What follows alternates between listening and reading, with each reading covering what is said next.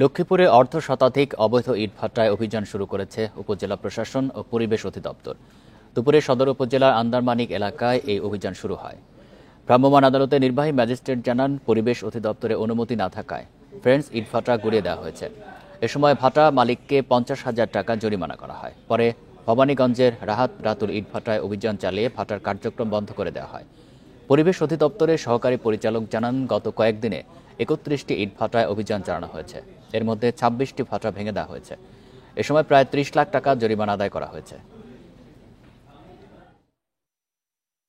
প্রশাসন এবং পরিবেশ অধিদপ্তরের সহযোগিতায় রামগতি উপজেলায় আমরা 26টা ইটভাটা অভিযান করছি। এর মধ্যে 18টা আমরা একদম টোটাল উচ্ছেদ করছি। কমলনগরে আমরা 3টা ইটভাটা বন্ধ করছি এবং সদরে শুরু হয়েছে। চেক করে ওদের কাগজপত্রে বিভিন্ন ত্রুটি পেয়েছি, লাইসেন্স নেই, পরিবেশের ছাড়পত্র নেই, এমন অবৈধ ইটভাটাগুলো যেগুলো পরিবেশের জন্য এবং জনস্বাস্থ্যের জন্য হুমকি স্বরূপ, এগুলো আমরা সব বন্ধ করে দিচ্ছি। এ নিয়ে আরও জানাতে লক্ষ্মীপুর থেকে যুক্ত হচ্ছেন সহকর্মী আব্বাস হোসেন। আব্বাস, এখন পর্যন্ত 26টি ইটভাটা ভেঙে দেওয়া হয়েছে, কতগুলি আরও এরকম অবৈধ ইটভাটা রয়েছে, আর এই অভিযানটা কতদিন চলবে?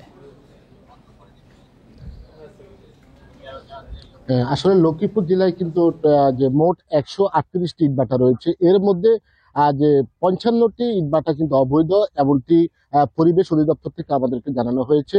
তো এই অবৈধ যে ইটভাটাগুলো রয়েছে সেগুলো তারা ইতিমধ্যে অভিযান শুরু করেছেন। এর আগে তারা 26টি ইটভাটায় অভিযান করে 26টিকে গুড়িয়ে দেওয়া হয়েছে এবং সেখানে 30 লাখ টাকা জরিমানা করেছেন। আজকে সকাল থেকে আমরা অভিযানে ছিলাম।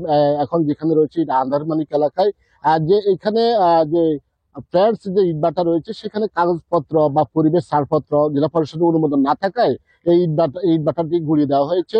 এখানে নেতৃত্ব দিচ্ছেন যে জেলা প্রশাসনের নির্বাহী ম্যাজিস্ট্রেট যিনি রয়েছেন সিদ্দির আহমেদ, এবং যে পরিবেশ অধিদপ্তরের সহকারী পরিচালক যিনি রয়েছেন হারুনুর রশিদ পাঠান।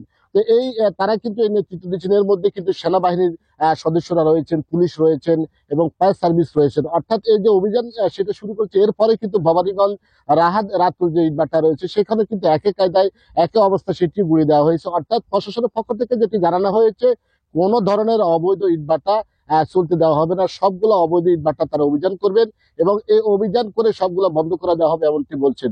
তবে আমরা ইটভাটা মালিক সমিতির সাথে কথা বলছি, তারাও বলছেন যে অবৈধ যে এইসব ইটভাটা রয়েছে সেগুলো দ্রুত সময়ের মধ্যে বন্ধ করে দেওয়া হোক।